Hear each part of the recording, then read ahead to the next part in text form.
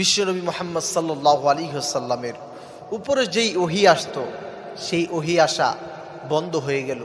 কোনো বর্ণনায় 2 মাস, কোনো বর্ণনায় 5 মাস। রাসূল করিম সাল্লাল্লাহু আলাইহি ওয়াসাল্লাম চিন্তায় পড়ে গেলেন।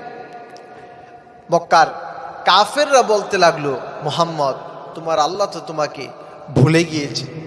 বিশ্বনবী মুহাম্মদ সাল্লাল্লাহু আলাইহি ওয়াসাল্লামের চাচি উম্মে জামিল সেই বলতে লাগলো, মুহাম্মদ তোমার সেই শয়তানটা কি আর তোমার কাছে আসে না? শয়তান দ্বারা উম্মে জামিল সাইয়েদনা জিবরাইল আলাইহিস সালাতু ওয়াস সালামকে বুঝিয়েছেন। বিশ্বনবী অবাক হয়ে গেলেন, চিন্তায় পড়ে গেলেন। নিশ্চয় মনে হয় রব্বুল আলামিন আমার উপরে রাগ করে আমার উপর থেকে ওহী বন্ধ করে দিলেন।